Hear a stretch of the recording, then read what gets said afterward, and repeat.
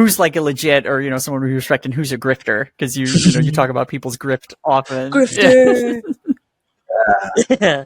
That was me pointing at Jandy for the audio listeners. Wow. On that note, I will be launching a paid group for TC. What was the question?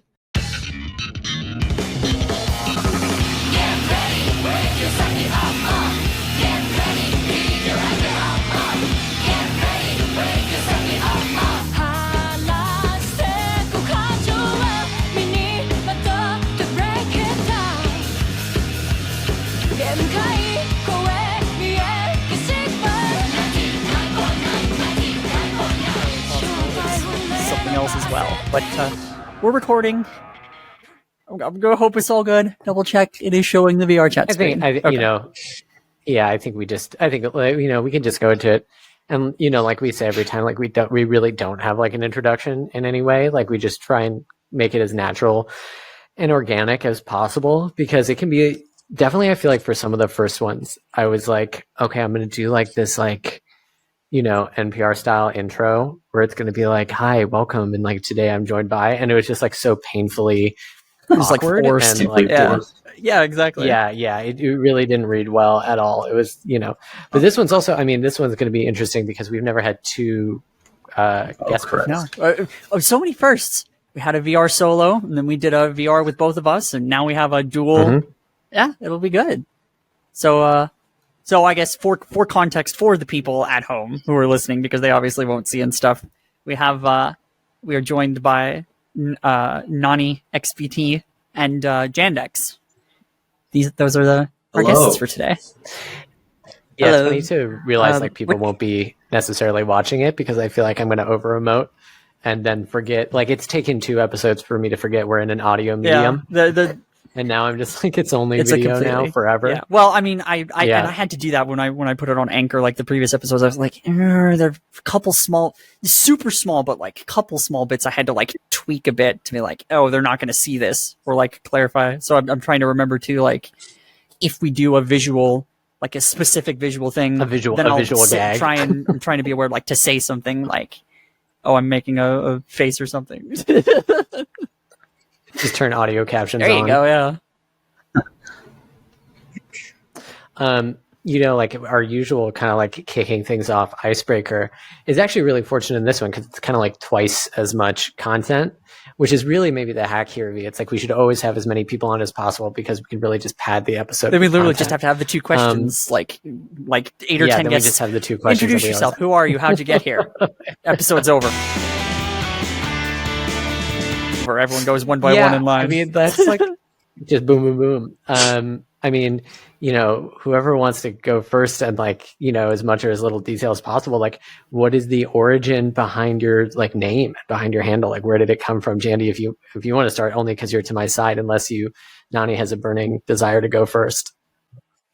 Nah, go ahead. I'm fine. So the J is my first name and the X is my middle name. And it used to be something different. But it was sports related. I used to swim. But I eventually stopped doing that.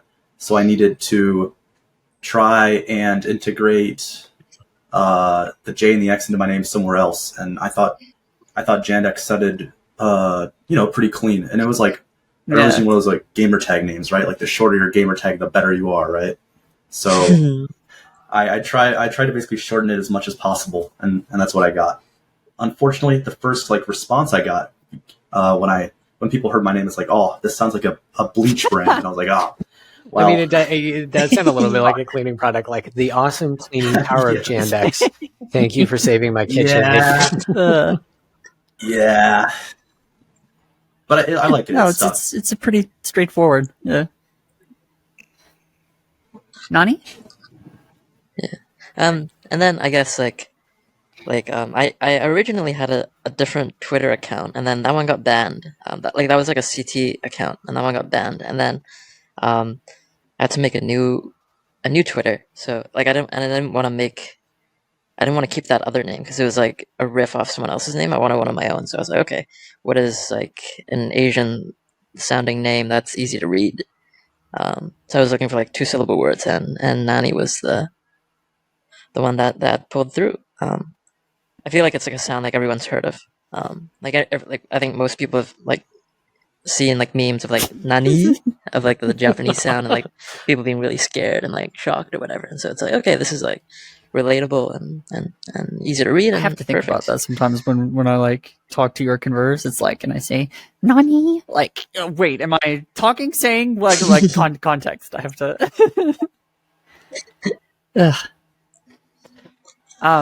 Well, I mean, usually I always wonder because like some people are like, there's like some super intense, deep significance behind the name, and I'm always like, we're about to like tap into something big here. But then I feel like usually people are just like, I was Google searching. Like indigo is a great example. It's like I was just looking for a color. Yeah. Some like a dark backstory to how you forged yourself in the.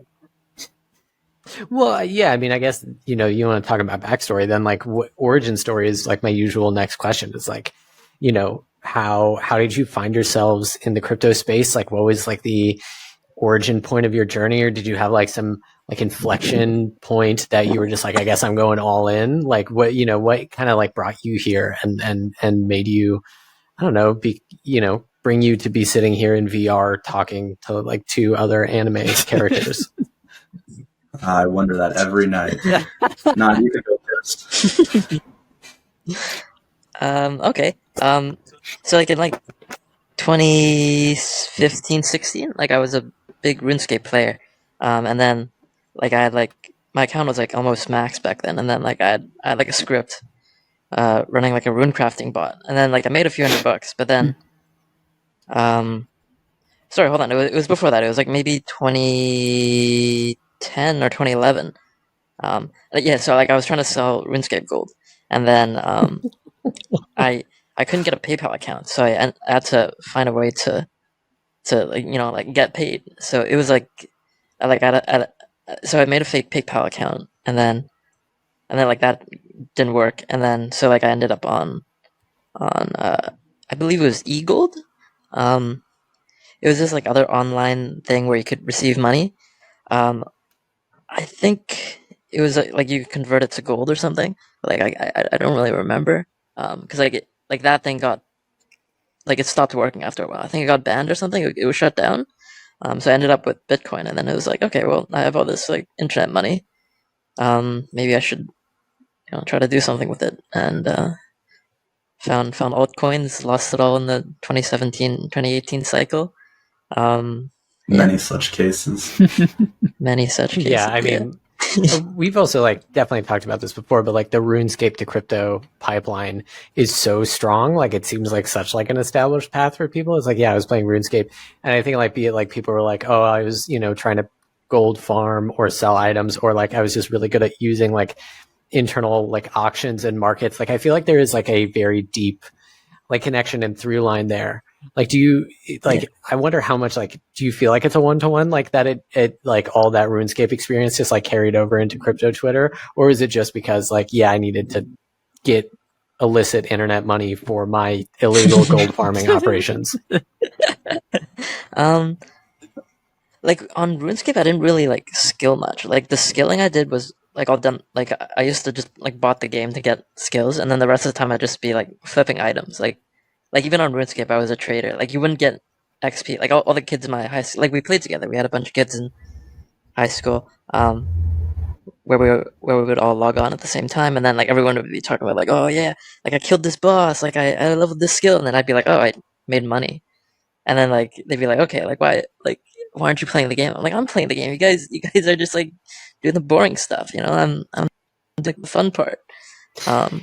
You don't have to answer this at all. I feel like all. that's like it was like alts for me, like flipping items in RuneScape. Like Varrock West Bank was like, oh, I bought an alt and now I'm reselling it, and there's ARBs like there were like members world and free to play worlds, and then on members world like there's rune skimmies that sold for like 15,000, but then if you move to a free to play world, that was like the strongest weapon in game on the free to play server. So like you just buy like a whole stack of them for 15, and they sell them off on the other server for 25, and you can just keep doing that.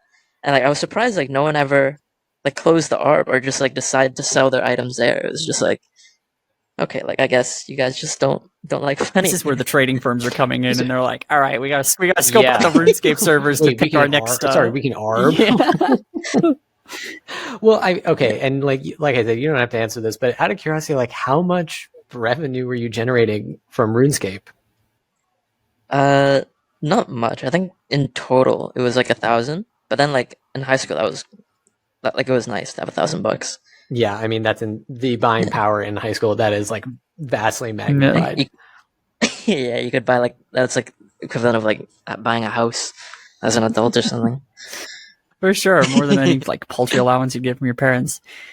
Yandy, how did you? Yeah, 100%. How'd you wind up in this this weird little internet corner? So, back in October 2017, like right near the top, one of my friends was like, "Oh, I got rich mining something called Bitcoin. Like that's so cool. How do we get it?" And none of us are 18, and there isn't a Bitcoin ATM or anything.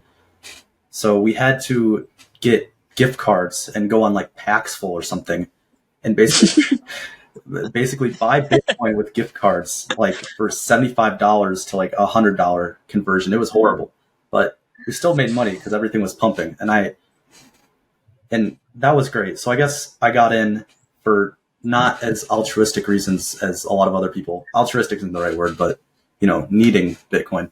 But yeah, I got in solely because a lot of my friends were talking about it and they were making a lot of money. I was like, that looks pretty cool. But funny enough, my first official purchase of Bitcoin, like without Paxful or anything, like straight off an exchange, was right after Christmas. I had to ask to use one of my parents' Coinbase accounts. And I bought Litecoin at $400 straight from Charlie Lee as he was selling. Oh no! But yeah, I basically from there, I was on Twitter, just on like a personal account, and I started seeing a lot of these people post about Bitcoin. And I found CT, and unfortunately that led me into finding out about BitMEX, like later or mid 2018. So I deposited, all the crypto I had on that, and I'm sure Nani can attest. Lost it hundreds of times over. Yeah. Many such cases. It's pretty good. Those are two pretty good L's to kind of start your crypto career with. Yeah. But yeah, I guess from there, developed, a gambling addiction, I guess you could say, as many people on BitMEX did. And it turned into, a career in trading. A professional gambler. Yeah. And I feel like there's like a lot of like different stuff in like 2018. Like there was one time like I was you guys remember like Hit BTC? Like that was like it was like a tier 3 exchange. Like Binance was like top tier, and then it was like Polo and Bittrex, and then you get to like the really like shady ones like Trade Ogre.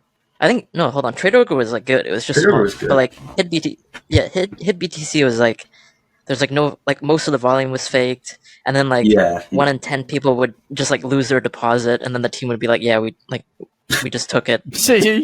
like they just feel like we took it, and then like there's no follow up. It's just like some like shady Russian like Eastern European exchange that just like we took your coins, like thanks. Yeah.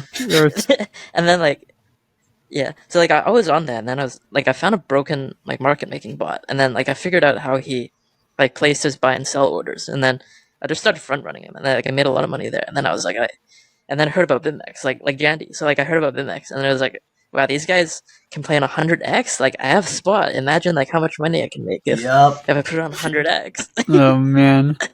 Yeah. And then like the first trade I ever made, it was like I was like, oh, like 100x is really risky. Maybe I'll do like 45. That seems a little safer. It's nice and conservative. And then, that's so much safer. I put on a trade, and then like I went to watch a movie. I came into the theater, and I was like, wow, like I doubled my stack here. Like I'm a god trader. So like I bored against my 401k, and then like I longed 9,600 in August, I think. And then like that morning, like I was watching. I was like, "Oh, I'm a little underwater. That's okay." And then like, it was before work, so I was like watching. I was like, "Okay, whatever." And then like I went to the bathroom and I came back and I was like, "Oh wow, I just like lost like almost everything here in this short pee break." Yeah. God, I mean, Yeah. Jandy, you and I have talked before about it's like I'm the super naive, like, oh, crypto, like people are in it for the tech and altruistic reasons, and you've told me it's like, no, people want to gamble like crazy, and I didn't want to believe it, and then we had Indy on and was like, you know what the next big thing's gonna be? We're gonna have, once fees are cheap enough, we're gonna have like fucking Satoshi dice and massive gambling. Oh yeah, it's gonna go right back to like It's just casino Oh. games and It's to be sports Hero all betting. over again. You remember Hero? That's HXRO from like 2019. Oh yeah, Yeah. Oh, that was great. If someone would make that on Arbitrum, they'd make so much money. It's still around. Yeah, it's on Sol now. Oh yeah, it's on. Is it really? Yeah, it's on Solana. Yeah. Oh my god. I don't know. I've never used it, but like I Is it know Bone it's there. Condor? Burb? oh Yeah, yeah. I Burb- wanna Burb I wanna get them also. on the pod too. I asked. But yeah, they're the like promoter Yeah, of that. I mean, you just have to deal with the Solana business hours. You know, you can only place your bets for like the 3 hours the network is up every single day.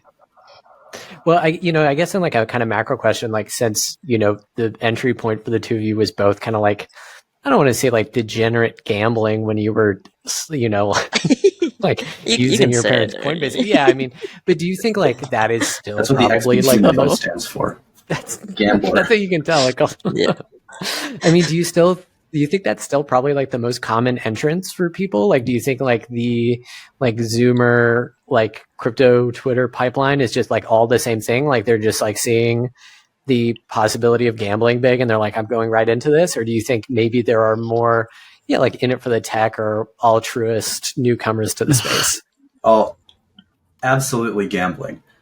I remember Yeah. when I was back on campus like a year ago, everyone was talking about two things: Moonbase and is it Moonbeam or Moonbase, whatever. On Binance Smart Chain or whatever. But See, that that's how you know Safe we're not Moon, right? degenerates. Safe Moon, Like V Safe and I were Moon. like, we Safe don't know what Moon. that is. Yeah. Safe Moon. Yeah, how did I forget that? Yeah, everyone was. It was talking safe about and it's going to the moon. Yeah. It's right there in the name. Nothing can go wrong. Oh. Yeah, Doge, Safe Moon, and Shiba Inu. I mean, yeah, I do feel like maybe on crypto Twitter, a lot of the recent entrants have been more in it for the tech, esque, with the rise of DeFi and whatnot. But the general population, is definitely not in it for the tech, and probably will never be. Yeah. Yeah, I mean, it's funny, like literally right before this, we were talking about like the SHIB price. And, it kind of makes me wonder almost from like a devil's advocate position, like, sure, I'm sure the people who are buying like ultra low cap, like obviously terrible safe moving coins. I mean, like if it goes to $1, I'm a billionaire. That's definitely like one level of degenerate gambling, but like there might be like, something more viable or at least more realistic about people trying to like actually play price action with these like terrible coins or like try and follow the narrative. It is just so unbelievable that it's like we're still talking about dog coins. Oh my god, the Doge is still like a always top will be. 20 or whatever. It's great. Ugh. Yeah. I love dog coins. Dog They're $1 fun. billion market And like caps. it's on my yeah. Like my doorman doesn't buy anything else. He's just like like if these coins like hit a cent, like I'm gonna retire and just like buy a bunch of real estate. And I'm like, all right, that's cool. Like I mean, see keep this the is dream alive, what man. brings a new entrance, right? It's like it's either like dog coins or like I have some like other friends who bought the top of 2017 and then they came back and they're like, oh, we bought like all these like Solana monkey business, like the like apes and stuff. I'm like, all right, cool. So this is what normies do. Like they buy like Solana NFTs and like gamble Yeah, on those. I guess everyone at heart is like a Like gambler. I'm really bullish on like NFT. Like I don't want to show my bags, but like NFT like trading infrastructure. Like I feel like normies don't really care about like DeFi, right? Like it's like how much do people really care about like bonds and like yield, right? Like in like meat space, most people are like, yeah, like I put my money in the bank account and then maybe I buy some stocks and then like maybe buy some bonds and like that's really it. And then like DeFi is kind of like that, right? It's like a little boring, right? Like finance isn't like super interesting unless you're like on 100x. It's like math, and you just like rearrange numbers to see where you can get like bigger number, right? So like you have these like pretty pictures, you can trade them, you can flex them if they get really really expensive. So I feel like that's like where we're going to be headed next. And yeah, definitely as like an asset class, I think it's more like intuitive for people, instead of being like, I have, just a digital display of I own X amount of this random token and I don't know what it does and I don't know how to farm, or I don't know how to like, do any of these DeFi things. It's much easier to just be like, yeah, I bought a, depressed stone ape, derivative, whatever. And now like I'm a fine art collector and it can go, this will appreciate in price. This is part of my collection. Not, like no shade or shame to people who do that. It just seems like, that seems much easier for people to understand than actually trying to like figure out the next like meta or narrative. Although I don't know, I feel like like a lot of like normies now on the internet like are talking about Solana or Sui or Aptos or whatever, like all of these like very like corporate backed slick L1s or whatever. Well, marketing. I mean, they're trying, all the different ones are trying to figure out how best to appeal to normies. I think that's the new pipeline. Everyone starts with the shit coins and the ICOs like we did in 2017, and instead of going to BitMEX, they're now trying to catch the next Ethereum, I guess, or like the next narrative. Instead of gambling on like trading BTC on 100x leverage.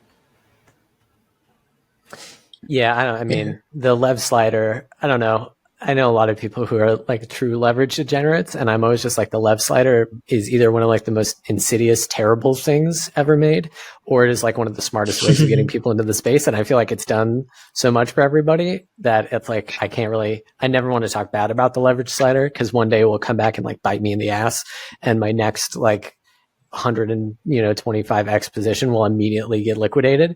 But like, yeah, I don't know. I feel like the gamification, the casinoification of all of these exchanges and like, futures are like, seem really, there's probably some very smart people who used to work in casinos or work in like betting design or, like attraction, like how to keep people engaged in things, who are like, oh yeah, we know exactly what we're doing. We're going to make a fun sound. It looks very cute. Like, I feel like the casino aesthetic is just going to keep building and building and building and become easier and easier and easier for people to access. Tapping into that psychological, like, oh yeah, we know what makes people, we know how to get them hooked. Isn't that what they just did with Robinhood?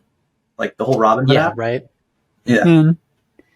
Ugh, I mean, literally it has confetti when you place an order. Oh my God.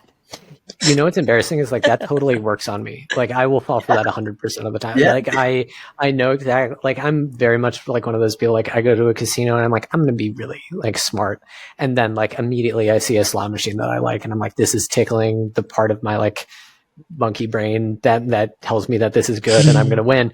And yeah, it is funny. Just like I imagine, that thrill of that first win on Robinhood, if you're like some like kid, is the exact same thing as, happening to hit it big on a slot machine in a casino, and then you're just hooked. This out of the money Tesla put is 1 cent. Tesla goes down 20%, it'll be $100. I mean, yeah, and then like you should buy like 100 of those. Yeah, because it's 1 cent. You can buy like 100 of those. Yeah, man, I'm just gonna browse the Coinfessions Twitter, whether those stories are real or not, and I'll be like, okay, I've had my degenerate days. I'm not like that risky or that bad anymore. Oh.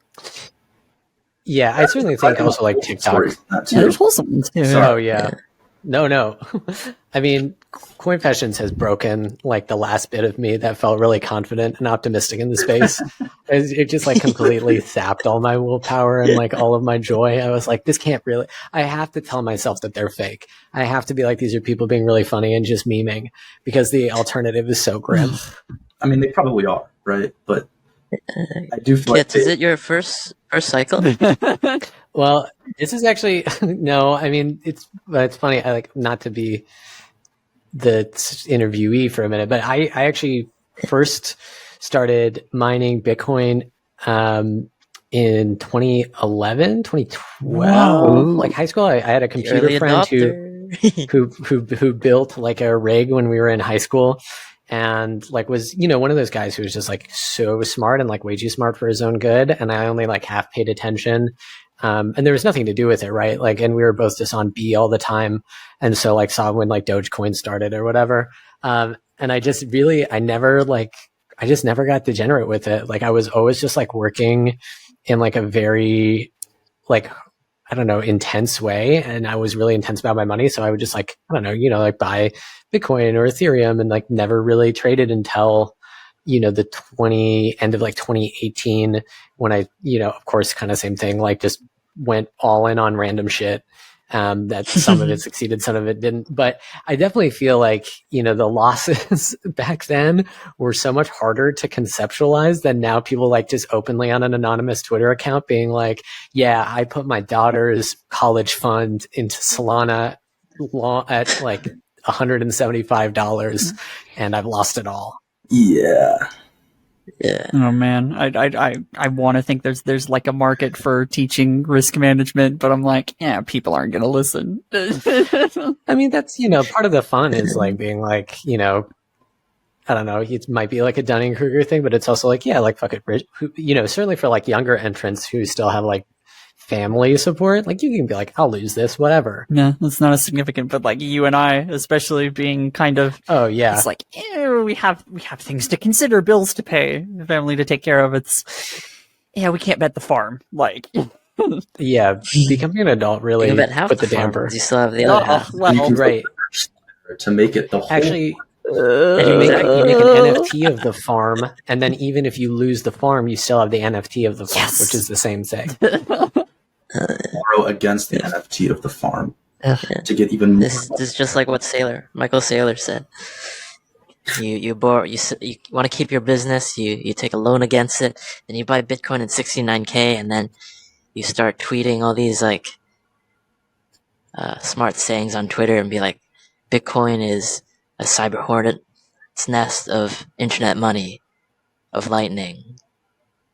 Do you think anyone thinks that Sailor's smart? Do you think like anyone actually like thinks that he says smart things? Because like there are definitely like crazy people who wrote smart things, like every like whatever Art of War ass meme that people post. But like Sailor, I always feel like, man, no, are like people looking at this and going like, this guy's on to something. I don't think he seems particularly bright, but I've checked his comments here and there, and it's like he has a bit of a cult following. I don't know if that's because of Bitcoin or it's because of his previous personality, but like people do listen to him. I just love the idea that there's like some 16-year-old like TikTok degenerate who's like following everything Michael Saylor says. And it's like, yeah, Saylor's my hero. Oh man, He's the full-size cardboard poster in his room. He's got the laser eyes shooting out. Oh god. oh, we talked about hero idol worship. Can we not? I mean, yeah, for sure. I feel like that is all like the narrative of like entrance into the space. Like, and it's like about people you've never heard of. It's like some, like TikTok crypto bro account that has 60,000 followers, and kids are like, that's my guy.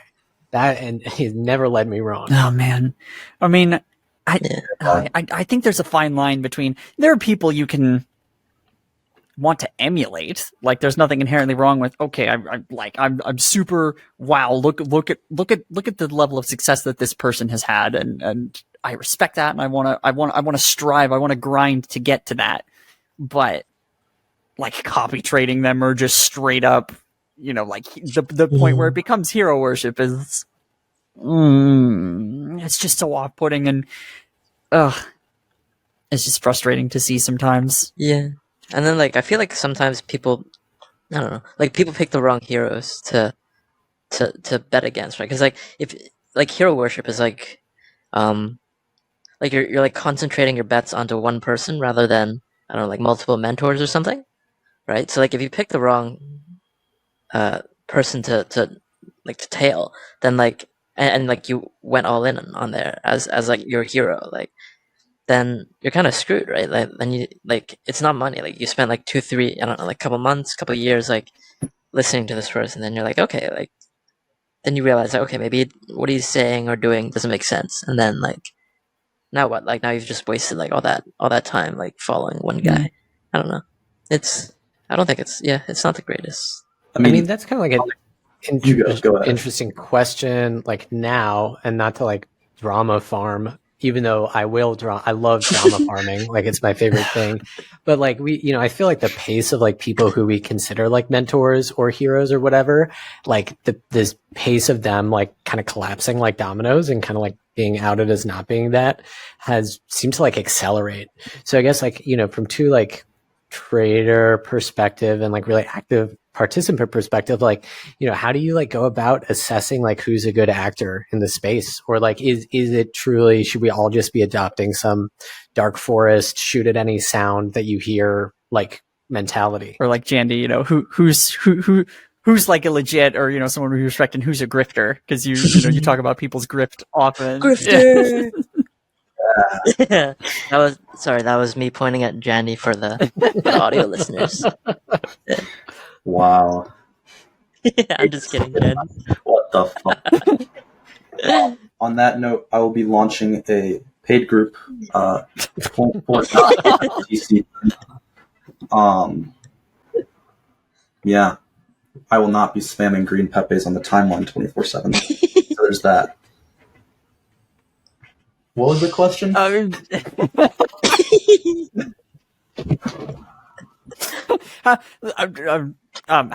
do you identify like who's a good type of actor, like a good like borrowing like Nani's phrase, like not like a hero, but someone to follow, someone who's like a good advice versus like scammy actors or bad actors? How, like, do you have a way of differentiating between who's a good versus bad actor to like follow?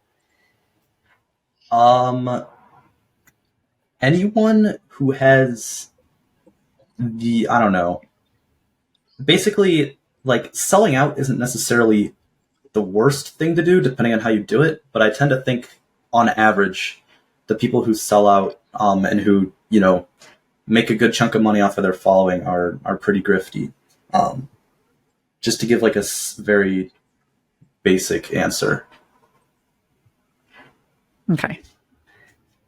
Is that fair? No, I'd say, because, Yeah, I mean, like, I think the origin of the question for me is like, so much of this is like, you only see what somebody wants you to see. Like, you kind of have complete control over your perception and like your own narrative and your own like presence in the space, for lack of a better term. So it's like, yeah, it can be very hard to like identify if someone is acting like in good faith. And I think we've seen so many people that it was like really easy for a lot of reasons, be it like, and I think the criticism is valid. People are always like, yeah, if you like somebody, you're not going to, call them out for being a grifter, or like, if you like somebody, like your group is going to take them back in 2 weeks or whatever. So like, someone can be like a nice person or like a good hang, or like somebody can like seem to have a lot of money or a lot of experience, and it like becomes really hard to weed out, what is reality. So like, yeah, I don't know. I guess it is kind of broad, and like, how do you tell if somebody's good or not? Yeah. And like going off the point about like your audience, right? Like, so like Jenny, you work at a fund. Yeah. I trade my own book, and like, I don't know, like a lot of my tweets are just like memes and jokes, but like sometimes I'll tweet like my thoughts on the market and like, or like my positioning, and like it'll be like, okay, like, am I dumping on my audience? Because like, for me, like it's pretty easy to just like close out that position. Like I don't know, like I don't really update it in real time. Sometimes I forget, or like I don't know, like is that No. like is talking my book like grifting? I don't know. Like I feel like sometimes like it gets there. Like I don't know. Like maybe if like people with like 500,000 followers, right? Like if they're like, oh, I like this coin, or like I use like Ethereum today, like does that, and then like you can see it move on the chart, right? Like, and then like is that point like we've gotten into that before, like the power based on your audience size, whether you have to be like aware or like, oh, I have to think about what I post or how much people are. But I mean, that gets into like where's the line between acknowledging the level of power you have, but then also saying, well, people who follow me, they're independent actors. I can't control what they do, so it's not my fault. Like, absolve yourself of guilt. It's your choice to follow me. You know, like, you're not, inducing people to do something. You can't help if people follow you, and I think at a certain point it is kind of disingenuous to be like, well, I guess I just won't talk about anything on the timeline, because it's kind of like, fuck it. You're an adult, you follow me, whatever. Yeah. Like, you can do whatever you want.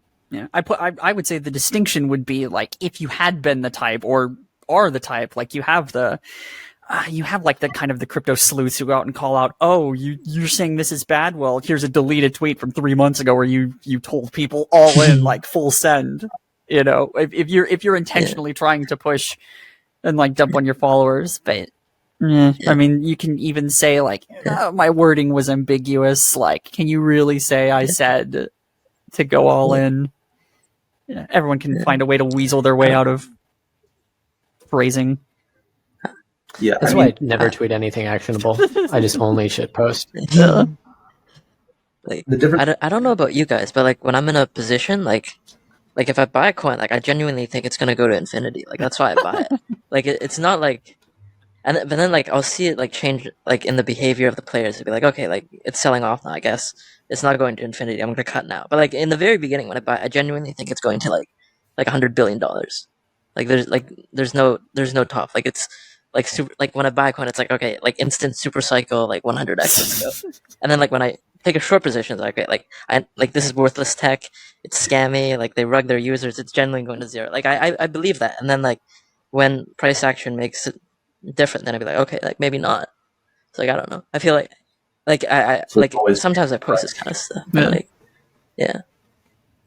But Nani, like the difference between like you like tweeting out your thoughts in the market versus like an actual grifter, it's like, like BitBoy or like Wolf of All Streets or whatever, they had NaniXBT threads on them where they were literally like, they would tweet something and then it was like in a liquid shitcoin and it would go up like 50 to 100% and then they'd dump, right? Like that's not different than you saying, hey, I think, SNX might be a good buy, and then it going up like 20% over a few weeks and like, yeah, it was a good buy. Yeah. You're not like, moving markets with your tweets and intentionally dumping on your followers. Yeah. You're also not. So I guess like yeah, I mean, I think there's a difference in being like, I like Ethereum versus I like, whatever the scammy product is. Because like, no one could probably argue, reasonably that like BitBoy loves whatever, like Comet, Mars, casino Harry coin. Potter. Like, like it would be very difficult to defend that. But if you're like, hey, I think Ethereum goes up from here, and people are like, that what a scammer. It's like, I mean, what? Like, it's the good coin. Yeah. I mean, that's like, it's not like you're moving markets with your tweet on Ethereum. Like, yeah, like with like the 3AC stuff, like when they were like tweeting bullish stuff, like I'm sure they didn't believe it, but like I feel like when they bought it at the time, they were like, okay, like we just entered a position, like let's talk our book, right? Like remember, like it was like every time they tweeted something, it was like an easy short and like for like a 20-30 minute trade or something. And like, yeah, that's kind of absurd. I just don't know. Yeah, I just don't know how they managed to do that so consistently. Yeah. So it's like, I mean, it's really easy. You just post like out of context philosophy and military history tweets, and you like correlate things to like the fucking Romance of the Three Kingdoms or like the fall of the Roman Empire, and you just print off of that forever. Oh, man. It's almost borderline like the astrology ones. Like, all right, the new moon. Here, it's going to be the new moon as the rise of Jupiter. So I mean, it is crazy. It's not been right all the time, but it's been crazy how many times the astrology stuff has been correct. It's true. It has had its like, but I'm like, okay, how many times was Nostradamus right with his predictions, and how many of them were wrong? So was it not every single time? I don't know. It's just like, it's a coincidence, but I feel like there was that Marin tweet for like March 2020 or whatever, that like was within like a day or two of when the drop happened. And I remember being like, just for a minute, I was like, is the astrology Bitcoin stuff real? Like, do they know something that I don't? Have I been wasting my time? I mean, I know legitimate traders who trade off of astrology, but it's just like, that is so impressive. It's just one thing that, like legitimate whales who who will trade off of astrology. Yeah. I think Nani knows some too. Yeah, I mean, I do it sometimes too. It's just like, but I don't know if it's like astrology. Okay. It's just like, it's like, oh, like a certain amount of time has passed. Like I feel like, you know, it's been long enough. It's probably gonna bottom here. We're down so much. Yada yada. Okay, so That's fair. Like is that astrology or is that just like No, human I think that like makes psychology? sense. And Yeah, like behavior? cycle of time. yeah, type of behaviors. But that gets into kind of a 2-part question I wanted to ask. As so as traders, like, and you mentioned that you know like some whales who use like the astrology. Is that like a tool, an option that can be used in your playbook, or is that or you know, do you think like a lot of like, do people stick to like one or two like playbooks to run by and then just stick with it, or do you have like different tools depending on like the time, or you know, different ways to view the market? I'll pose that first, and then I have a second part to it. But I mean, I use it like it's like it's something I look at. It's not something like I bet the farm on every time, but it's like if it's like happening, then it's like okay. It seems like other people look at it, then I'll have to look at it too. It's not like something I would like pick out of the blue as like this is the thing. It's like if it's like okay, like if other people start looking at it, then I'll have to, because like they're in the market and I'm in the market, and you know, like you want to see what other people are seeing and like figure out how they're positioned. sure. And I don't know. I think it's something to consider. I don't think it's dumb. Like I think like it has its use cases at times. Yeah. What do you think, Jandy? Well, I don't trade off of astrology because I do think it's dumb. Yeah. But Yeah. I mean, I know what you mean. Like, you know, Yeah. if there's a new moon and people like we all like buy because we think it's the bottom, and it happens to be like a new moon or something, and then like, you know, everyone in a Discord or like TG channel will start spamming new moon it just like over and over again. We just start acting like apes until it goes our way, right? Like, Yeah. because of the astrology, or but I guess to answer your actual question, I definitely say even for the people who trade like exclusively off of astrology, it's more of a tool.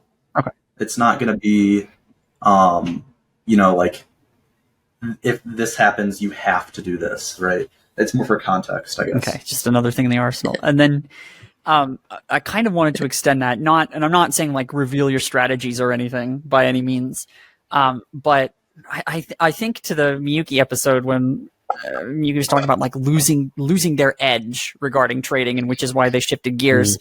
So, it's kind of a broad question and by no means like specific answers, but in terms of things you look at or strategies you employ to watch the market going forward, like, do you still think you'll be able to, for lack of a better term, like maintain an edge? Do you still think like existing tools, existing methodologies will still do well as the market goes on for crypto? Or do you think like whether soon or in the future, or we're going to hit a point where it's like you have to come up with a new strategy, or you know, or certain methodologies will not work anymore? It's kind of a complicated question. Like there's a yeah. I can start. Like there's a quote on Hisaka's bio, and it says like I observe, I drink your milkshake, and in the markets, right? Like it's like you're kind of reacting to what other people are doing and how they're positioned. It's like that's the observation part, right? So like once you like if you have like a flexible framework of like looking at how different players are positioned in the markets, like I don't think you can really lose an edge there. Like because like the market is just like people trading, right? Like there's always two counterparties to every position. And yeah, I don't think you can like lose your edge as long as you can like remain nimble, remain flexible, and adjust whenever it's needed. Andy? That's a very, very fair answer. I mean, I trade almost exactly like what Nani described, like looking at, you know, OI and stuff like that. But I can see that losing an edge as the market maybe becomes more liquid or more efficient. And there are a few examples of that recently. Like, for example, like if someone had built up a 20,000 BTC position, this is massive. One would expect that, after this is built up on like the long side, that would be an easy short. You'd wait for price to go down a little bit, and hopefully that guy would have to close at a loss, pushing price down even more. You make your shekels, et cetera, et cetera. But if the market becomes more efficient and this is kind of arbed out, and a 20,000 BTC position is put on and then, instantly starts closing out after it's being put on, then there might not be as much opportunity to like force that kind of stuff to, cascade. So I guess my point being is, as the market participants get more, sophisticated, they'll be a lot more defensive with their positioning, and that leads to kind of like a less volatile market, and there's less room for there's less room to have an actual edge. I feel like that's one of the reasons why I stopped trading like BTC and mostly alts now. Like the one of my strategies in like 2020, like 2019 to like 2021 was like catching, like buying the liquidations, and like that was like you just buy it and then like release it once it goes back to like some sort of fair price. I feel like that is harder to see nowadays. Yeah. We haven't had a liquidation cascade in BTC since like December. Yeah. It's very sad. Yeah. It's very, very sad. Yeah. Yeah. I so guess like that part of my playbook is just like it's just there, but like I don't really use it, and like I don't really focus on that type of trading anymore. Yeah. To kind of like speak to playbook, and I guess not to go too much back to the like astrology trading, but like, what are some of like the wilder strategies that you've seen people employ, or like weirder superstitions that you've seen? Like, I feel like everybody knows about astrology or like the 8888 position, right? Like doing numerology. But have you seen anyone out there who's just like operating on a totally like fucking insane superstitious you're system? just like, what the fuck is this person on? Yeah, like successfully or unsuccessful. I think it's funnier if it's unsuccessful. Well, Wait, Jandy, what we had like a GG33 numerology thing. I can't remember what happened. Do you remember? We bought Optimism at like 1:11 a.m. in like a club in Paris, because I got it on a fortune cookie, right? And then it went straight up afterwards.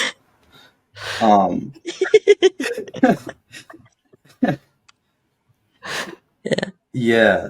So, I mean, that's a striking success. That would convince me for the rest of my life. I would always just be operating like that. It would just like that one time it worked. I'd be like, that's it. That's me forever. Gary, the numerology guy, lives within us all, I think. Yeah. But yeah, I would say probably just the astrology or numerology, or maybe Elliott waves. Maybe that's a good one. Oh yeah. Yeah. Elliott waves, stuff like that. Or like Plan B, like people who dedicate their whole like their whole playbook off of Plan B, which is hilarious because he has revised the Plan B model like 5 times. I feel like over the past few years. Just I don't know even where I'm going with this, but those are some of the more absurd things that I've. Yeah. I don't know. I feel like, to be honest, like any time I see somebody with like one of those systems, I'm like, you are doing nothing different than like superstition, and it is only to like get people to be like, this guy knows what he's talking about. The worst part about that is, though, is that there's some very good. Or I've seen like a very good Elliott wave trader on Twitter who has a very high hit rate. Like the smart contractor, like Blunt's that guy, Nani. Yeah.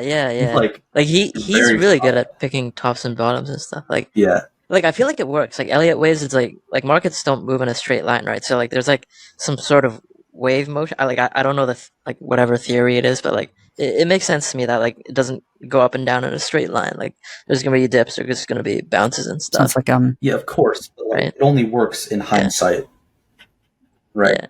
like as a Yeah. like a concrete theory. Because you can't predict like what Yeah. the next wave or whatever is going to look like. Yeah. Oh, it sounds like Yeah. what was the one I saw a while back? Like, was it the stock to flow theory, S2F or whatever? I remember. That's what I was talking Okay. about. Plan B. Okay, yeah. Yeah.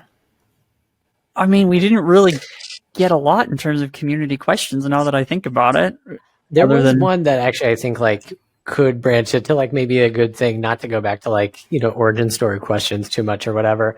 But people did ask like, oh, you know, like why this pairing? And I think that kind of can go into like, well, where did you two like first like cross paths and like kind of like meet, collaborate, things like that? Like what was your mutual like origin story? Was it Bleach IQ? It's either that or Architects. Maybe no, not Cartel. Let's go with Yeah, it's probably too. yeah. Yeah, we both got put into a Telegram chat group, and we started talking there. Yeah. Yeah. I'm pretty sure we've each like known of each other before that. Yeah, though, for right? sure. Yeah, it was just like we didn't Yeah, really for quite a talk few much years. before that, and then Yeah. You know, I guess kind of like going along with beating each other, have you found, you know, people always talk about like things being PvP or like easier with friends. Like, are you big subscribers to that? Do you like, you know, see your relationship as being like one of the reasons that you're each successful in your own ways? Or like, you know, how much necessity do you think there is for people to like not just be like going it alone or like have people they can bounce things off? Like, you know, not to like break immersion or anything, but like while we weren't recording, you two were going back and forth about like where things were, what positions were, which is really interesting because it's not like something that I ever really do. So like, you know, how much does that play into like what you do, like having this kind of like you know, team, maybe not fully like, but like, you know, aligned mentality? Yeah. I think that like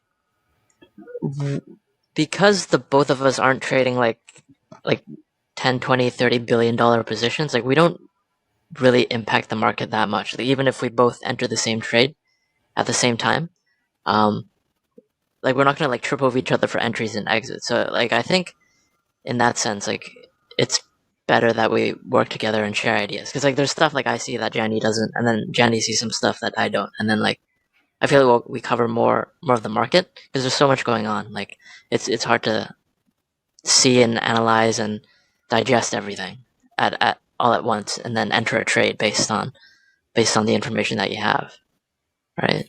Yeah. Nani and I also trade a lot of stuff very, very differently. Like I primarily have been trading BTC and ETH for the past few months, and I know you don't trade that as much. Yeah. Like I almost always rarely. just trade majors. Yeah.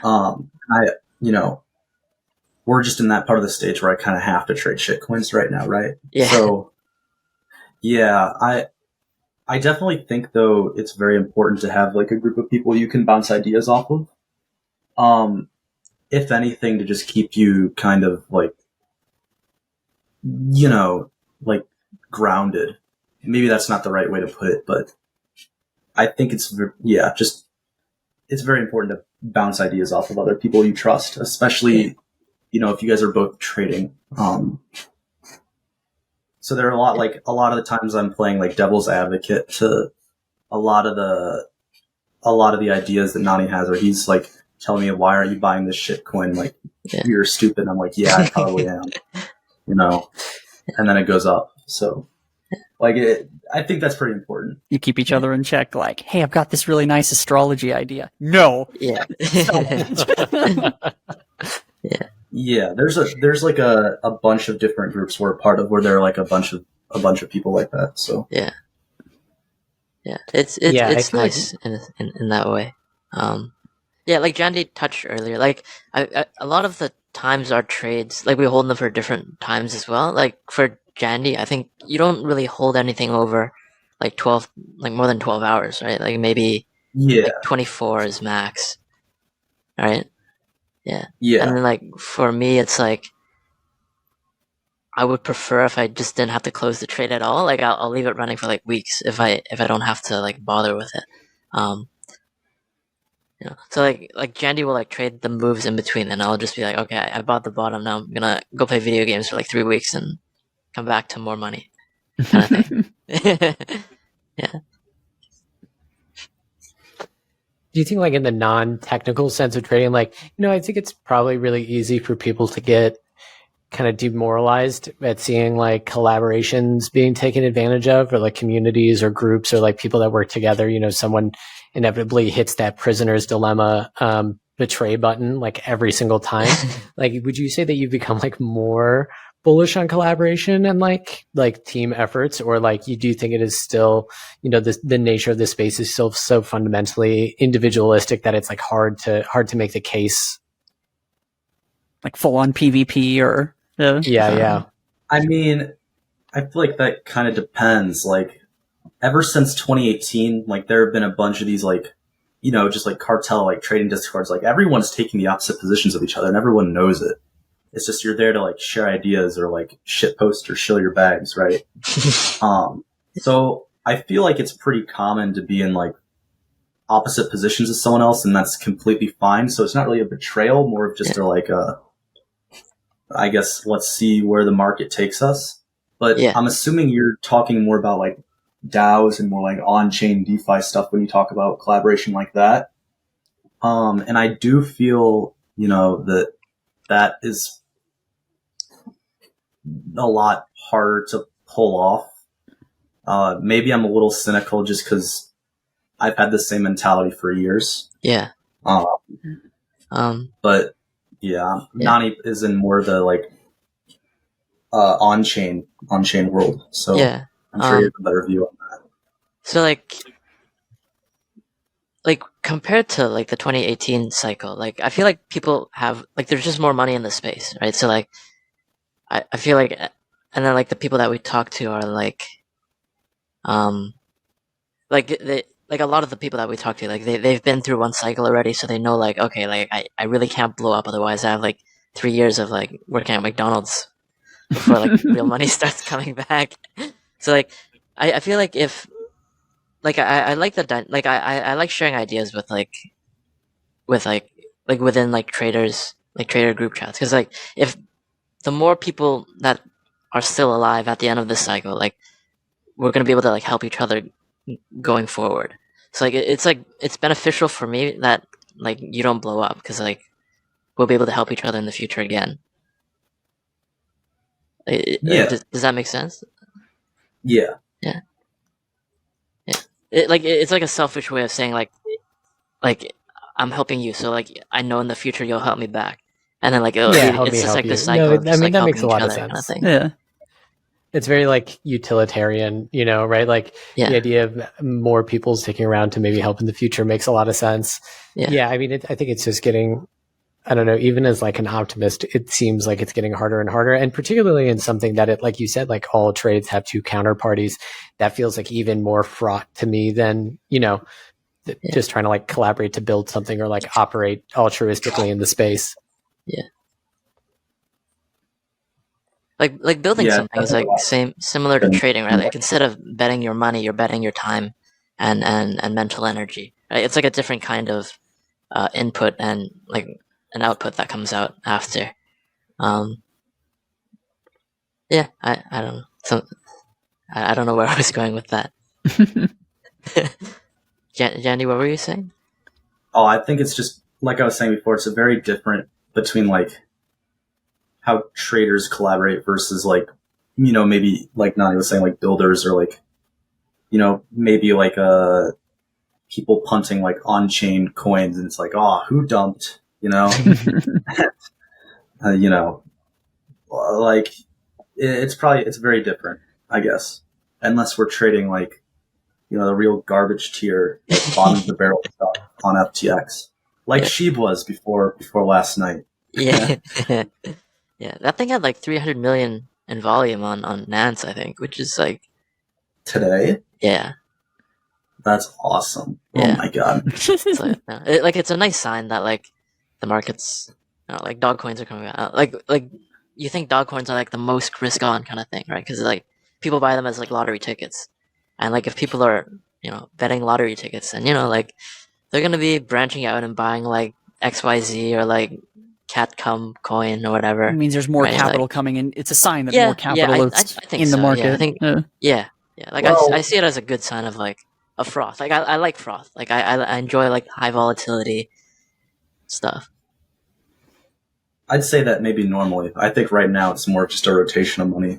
Yeah. But I don't think there's any like. I think we'll see like when futures open and then like when cash opens on Monday.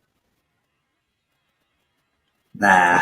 Yeah. I don't like so this is like an example of us like betting different ideas, right? Like we both don't know what's gonna happen, and Different perspectives. Yeah. we're just taking a punt on what we think is more likely. I was gonna say quick. Where do you see like I'm trying to like differentiate between trading markets, like trading positions, seeing like volume flow versus say betting on, since we talked hero worship earlier, people betting on, conviction in somebody. I guess, do either of you, personally, or whether you think it's a good idea or not in terms of investment conviction with regard to individuals, idols, like what do you think of that? Good, bad, or should I think hero worship is great. Only because it creates great narratives and scams things up the heart and creates older bases that won't sell until they're forced. And I think that's fantastic. And I think that if you want to make a lot of money, you either, become a hero worshiper and have the conviction to ride up to something. Like it's like being a Bitcoin fanatic in like early 2010. Like you kind of had to be a fanatic to not sell. So I think you kind of need that mentality to make money. So it's either that or get lucky if you're doing it at the beginning, or like you lose it all thousands of times and then, get good. I think Colts make for the best pumps. Yeah. And I'm very grateful for all the fantastic main characters we've had on crypto Twitter. Like my favorite arc was like was Ohm and like Ohm forks. Like I got chilled into Ohm like after the May crash, and like I put like a very very small amount into it, and I wrote it up like 50-ish x, I think at the peak. Oh, no, I exited with like 50-ish x, and then like at the peak it was like maybe 100-ish, and like wow, yeesh. Yeah, oh, like man. this kind of stuff is like really, really, really nice. Yeah. Yeah, like for like Danny, like for Spell, like that was like 120x from bottom to top, right? Like, and then like you had to like believe that he was the next coming of Jesus. Frog Nation, let's fucking Frog go. Nation, yeah, yeah. Oh, Like you God. had to believe that to hold through like the insane volatility. Like, let's say you put like $10,000 at the very bottom, and then like, hold on, I'm doing math. At like 100x, that's like a mil, I think. Mm-hmm. Yeah. Yeah. Yeah, and like every 1x is like your initial capital, right? Like every 1% is like your initial capital at the very top. So like it's pretty freaky to just like hold through all of that volatility. Like, like imagine if you put in like 100k and then like, or like 1 million, then like, and you're like going a little crazy with how the numbers get. It's wild. Yeah. Oh, God. I was gonna say not to like ask to predict the future or anything, but like the Ohm narrative and the Ohm meta was like so dominant, and I think like so interesting for so many people. Like where do you have like an idea of where like the next like weird, not necessarily like Ponzi, but maybe right, like where like the kind of next big weird meta narrative is for crypto? I mean, other than the merge and all the shenanigans that will come out of that, probably just all the VCL ones. They like spin up. You'll get your usual like, ape the Dogecoin, ape the Doge fork on the new like VC chain that lasts for like a week on each chain, and then you can try and squeeze as much money out of that, I guess. Yeah. But yeah, not too sure. Yeah. Like the VC chains, I think for sure you'll have like an exit pump, right? Like they didn't spend all that money on BD for nothing, right? So like, so They want to get their own there's gonna be exit. something Yeah, to trade there. Sorry. obviously they want to get their own exit. The VCs do so. Yeah. So like they'll be like, okay, like why our bag's not going down? Like let's hire more marketing people. Like let's hire more biz dev people and like have them shill our bags to Joe Public. Like I think like that's gonna be there. Yeah, I think like NFTs. Honestly, like I have no idea how to trade them, but like I do like I do feel they're more relatable to the general populace. And like It's just there's shit coins probably with somewhere pictures. there. Yeah, shit coins with yeah, but like I don't know how to trade them. I don't know what goes 100x and what goes to 0. Like everything I buy goes to 0. Everything I skip goes 100x. Yeah. Kits, I know Yeah, you talked about. Art blocks were pumping, Oh yeah, and it was like the CT people shuffling around NFTs, and now it's like these actual people who like believe in the art. It's crazy. Yeah. We can do like the random fun questions. One that we definitely got by popular demand, which is one we already asked anyway, which is like so kind of a waste of a community question if I was being honest. But like, for each of you, like who is your favorite crypto Twitter account or like shit post, or like who do you have notifications on for? Like who do you just think is like who like brightens your day when you see them on CT? Do you want to start first? No, I'm still thinking about it. Hold on. Okay. Like I quite like Sisyphus. Like he I like his market views, and like he's like straightforward with that. Like, and like he's a pure trader. Like, and I respect him for that. Like that's that. DCF God. Just because like tailing him, I made a lot of money. So and like I like what he's doing. Like he's a good person at heart. So like I enjoy following him. Yeah.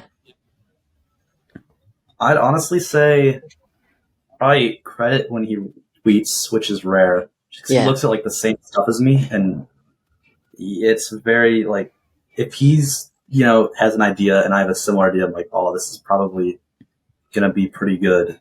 I wish he tweeted more, but yeah, even when he does tweet, it's usually at my like fucking disposal.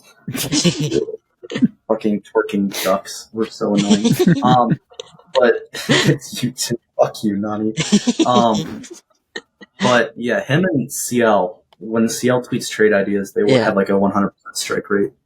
Just because like when he tweets about the market, it's usually something that's so offsides it like has to play out. Yeah. So I feel really good like tailing those two. Yeah.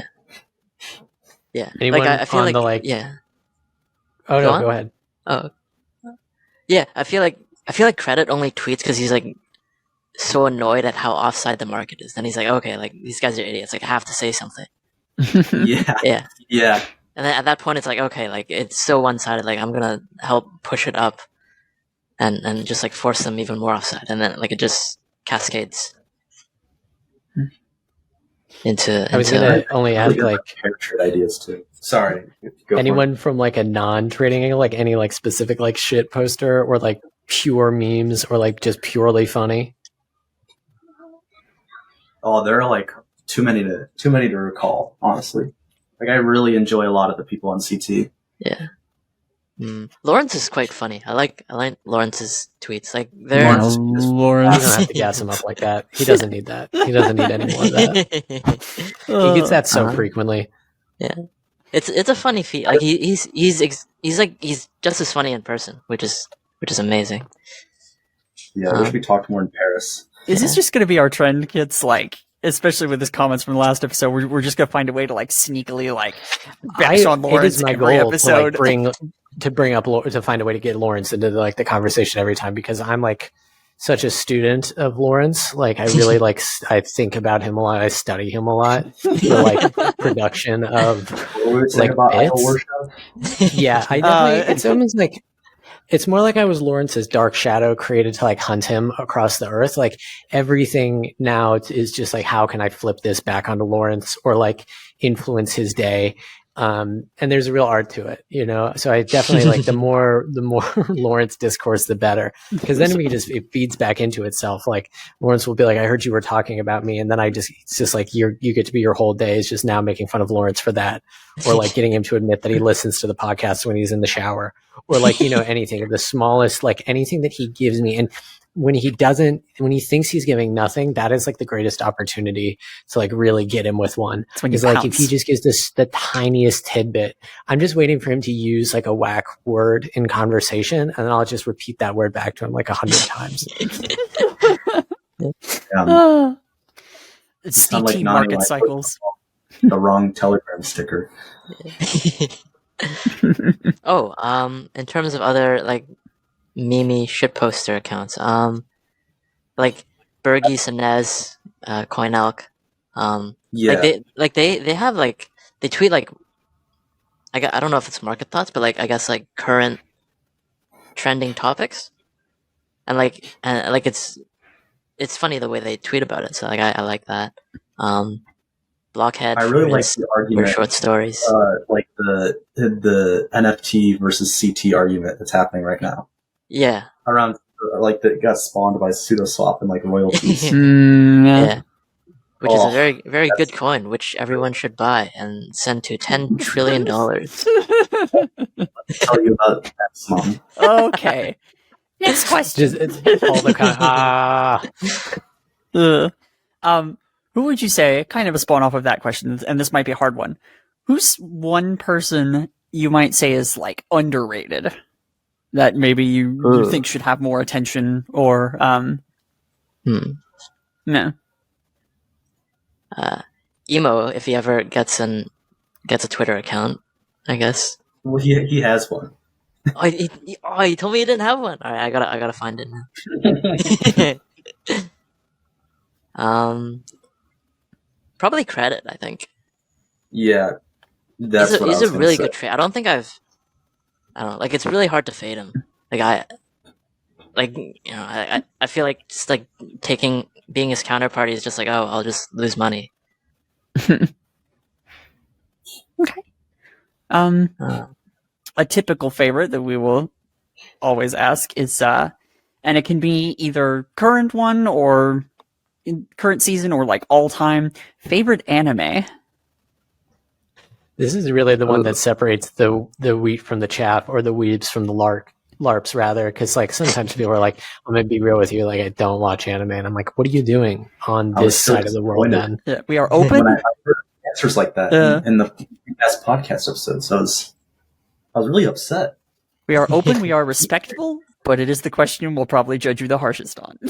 I'm not respectful. Don't put that on me. I will be offended. I feel like I was, not to draw it back to Lawrence, but I feel like he gave a boomer answer, and I was just like so openly disdainful of him. So yeah, no, V will be respectful. My favorite is Mob Psycho 100. It's such a good answer. Thank you. Nani? Mine would be Fullmetal Alchemist. Well, okay, hold on. It's like I don't know if it's like chill, but like it's my like go-to if I just want something playing in the background. Original or Brotherhood? I think that's like the real question. The original is kind of meh, I think. Brotherhood was a lot better. You know, I'm forced to agree, despite like that being my favorite thing growing up. Yeah, it was good. It was well made. It was written well. Good story. For each of you, what is a hobby or like something that you really enjoy that would surprise people to hear? My hobbies are trading, and then outside of trading, I like trading. Wow. Yeah. I describe it. I wake up, I sit in front of my computer, I trade, I sit in, listen to pitch decks, take notes. Fuck. Wow. I like shitposting in between trades. NaniXBT is a menace. Okay, how about this? How about like what's a favorite food or like style of food? Like what's like your number one favorite thing to eat? I can't live without sushi. Like I think it's the best food in the world. Sushi lovers. Like and it's like it's not like heavy on your system, so you can have a lot of it and you'll be like okay, that's fine. Like it's easy to digest and like it's healthy. Mm. So it's like my go-to if I'm hungry or like I don't know what to eat, and it's like okay, I'll get some sushi. Or like I'll DM Brett and ask him, be like, what am I getting for lunch today? Is he looking? Look, Brent. Anyways, yeah, I don't think there are many things better in this world than a really well prepared burger. That is such a good Ooh. answer. I think that is so extremely spot on, and I agree with it so much. Yeah.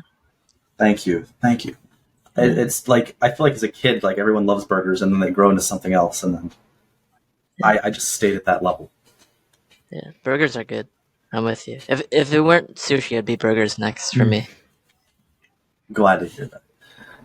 I always said I feel like I'm waiting for somebody to like say fried chicken so that I can have like the rest of the podcast can just be an hour of talking about fried chicken because I feel like I think about it so much. That sounds Like, so that's good my right answer. now. Like I could really like just like spend. I would get like down to it. I would get intense. I would be like, all right, we're going to talk about every different varietal. We're going to talk about how it's prepared. So one day we'll have a guest that will do that for me. Good luck.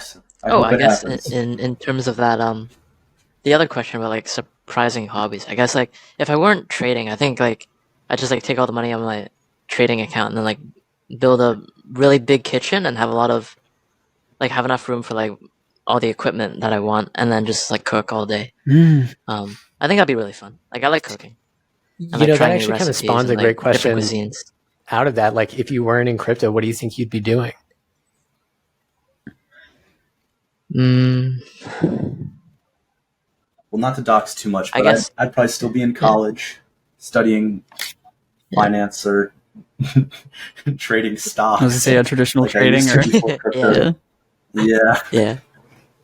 I think I'd be the same. Like before crypto, I worked at I used to underwrite like sovereign debt.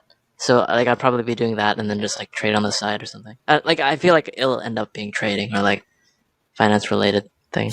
Yeah. I funded my first PC by buying like Nvidia at like $20 and then selling it like 80 nice. Yeah. Based. when I was like 14. Let's go. So I'd probably always be stuck doing something like this for the rest of my life, crypto or not. Stuck is a rough term, but yeah, I get